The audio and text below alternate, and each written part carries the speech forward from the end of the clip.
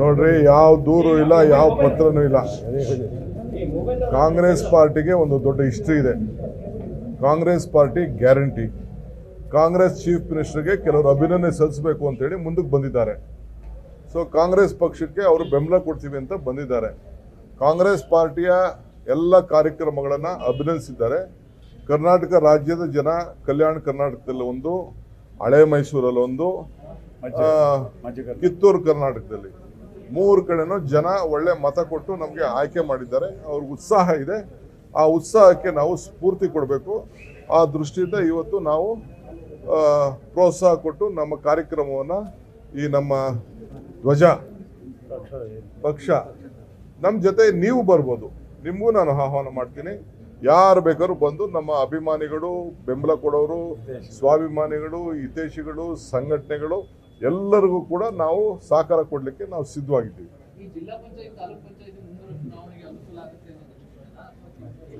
Ready ಮಾಡಬೇಕಲ್ಲಪ್ಪ, ಏನಾದ್ರು ಒಂದು ಉದ್ದೇಶ ನಮಗೂ ಇರ್ತದಲ್ಲ. ಈಗ ನಿಮಗೆ ಒಂದು ವೇದಿಕೆಗಳು ರೆಡಿ ಆಗಬೇಕಲ್ಲ. ಎಲೆಕ್ಷನ್ಸ್ ಬರೋದು ನಿಜ, ಅದ್ರಲ್ಲಿ ನಾವೇನು ನಿಲ್ಸೋಕ್ಕಾಗಲ್ಲ ಎಲೆಕ್ಷನ್ನ.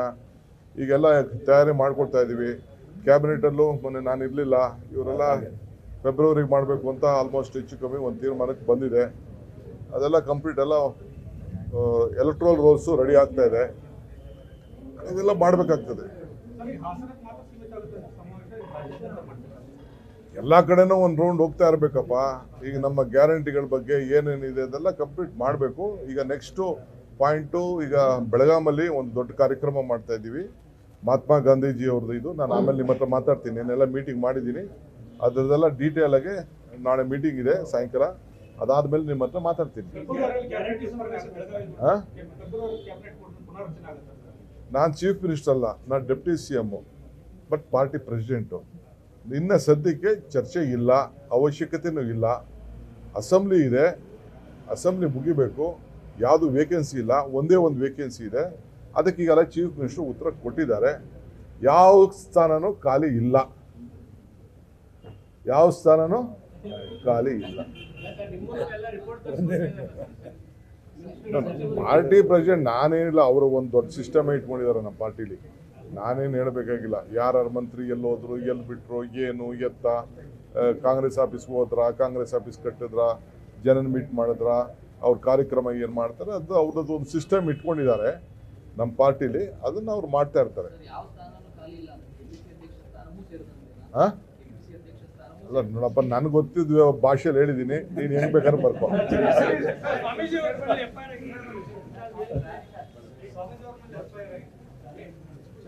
ಈಗ ಚೀಫ್ ಮಿನಿಸ್ಟರ್ ಉತ್ತರ ಕೊಟ್ಟಿದ್ದಾರೆ. ಅದಕ್ಕೆ ವಿಧಾನಸೌಧದಲ್ಲಿ ಚೀಫ್ ಮಿನಿಸ್ಟರ್ ಉತ್ತರ ಕೊಟ್ಟಿದ್ದಾರೆ.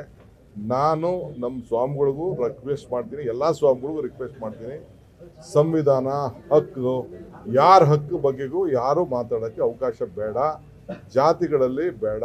ನಾವೆಲ್ಲ ಮಾನವ ಧರ್ಮ, ನಮ್ಮದು ಮಾನವ ಧರ್ಮ, ನಮ್ಮದು ಸಂವಿಧಾನ. ಇವೆರಡಕ್ಕೂ ಕೂಡ ನಾವು ಹೆಚ್ಚಿಗೆ ಒತ್ತನ್ನು ಕೊಟ್ಟು ಹೋಗಬೇಕು. ನಾನು ಸ್ವಾಮಿಗಳಿಗೆ ಹೇಳ್ತೀನಿ, ಪೊಲೀಸವ್ರಿಗೂ ಹೇಳ್ತೀನಿ. ಹಂಗಂತ ಯಾರು ಏನು ಮಾಡ್ತೀರಿ? ಯಾರು ಲಾಗಿನ ದೊಡ್ಡವರಿಲ್ಲ, ಕಾನೂನಿಗೆ ಯಾರು ದೊಡ್ಡವರಿಲ್ಲ. ಯಾರೋ ಒಂದು ಸಣ್ಣ ಪೋಸ್ಟಿಗೆ ಏನಾದ್ರು ಹೆಚ್ಚು ಕಮ್ಮಿ ಮಾಡಿದ್ರೆ ಕೇಸ್ ಹಾಕ್ತೀವಿ. ಪೊಲೀಸವರು ನಾನು ಹಾಕಿದ್ರು ನನ್ನ ಮೇಲೆ ಕೇಸ್ ಹಾಕಿ. ನಮ್ಮ ಕಾಂಗ್ರೆಸ್ ಆಫೀಸ್ ಹುಡುಗಗಳ ಮೇಲೆಲ್ಲ ಕೇಸ್ ಹಾಕ್ಸಿಲ್ವ BJP ಗೌರ್ಮೆಂಟಲ್ಲಿ? ನಾನೇನು ಹೇಳಿದಲ್ಲ, ಸ್ವಾಮಿ ನಾನು ಉಗ್ರ ಹೋರಾಟ ಮಾಡ್ಬಿಡ್ತೀನಿ ಅಂತ ಅಶೋಕ್ ಹೇಳ್ತಾರೆ. ಏನಾಯಿತು? ಬಾಲಗಂಗಾಧರ ಸ್ವಾಮೀಜಿ ಮೇಲೆ ಕೇಸ್ ಹಾಕ್ಸಿದಾಗ ಎಲ್ಲೋಗಿದ್ರು ಅಶೋಕು? ಎಲ್ಲೋಗಿದ್ರು BJPಯವರು? ಇದೇ ಕುಮಾರಸ್ವಾಮಿ ಗೌರ್ಮೆಂಟಲ್ಲಿ ಕೇಸ್ ಹಾಕ್ಲಿಲ್ವಾ? ಬಾಲಗಂಗಾಧರ ಸ್ವಾಮಿ ಇದು ನಿರ್ಮಲಾನಂದ ಸ್ವಾಮೀಜಿ ಫೋನ್ನ ಟ್ಯಾಪ್ ಮಾಡಿದಾಗ ಯಾಕೆ ಮಾತಾಡಲಿಲ್ಲ? ಅಶೋಕ್ ಯಾಕೆ ಮಾತಾಡಲಿಲ್ಲ? ಒಬ್ಬ ನಿರ್ಮಲಾನಂದ ಸ್ವಾಮಿಗಳು ಒಬ್ಬ ಕ್ರಿಮಿನಲ್ ಅಂತ ಅಂದ್ಬಿಟ್ಟು ಅವ್ರ ಫೋನ್ ನಂಬರ್ ಕೊಟ್ಟಿದ್ರಲ್ಲ. Do you know there is a CBI report on that? ಯಾಕೆ ಮಾತಾಡ್ತಾ ಇಲ್ಲ ಅದನ್ನೆಲ್ಲ? ಸುಮ್ಮನೆ ಈ ರಾಜಕಾರಣ ಬಿಟ್ಬಿಟ್ಟು, ಒಣ ರಾಜಕಾರಣ ಬಿಟ್ಬಿಟ್ಟು, ಇವರೇ ಬೆಂಕಿ ಇಕ್ಬಿಟ್ಟು ಅದ್ರಲ್ಲಿ ತೆಗೆದುಕೊಂಡು ಬಿಡಿ ಸೇರ್ತಾವ ಅಶೋಕ. ನ್ಯೂಸ್ ಫಸ್ಟ್, ನಿರ್ಭೀತಿಯಿಂದ ನಿಮ್ಮ ಪರವಾಗಿ.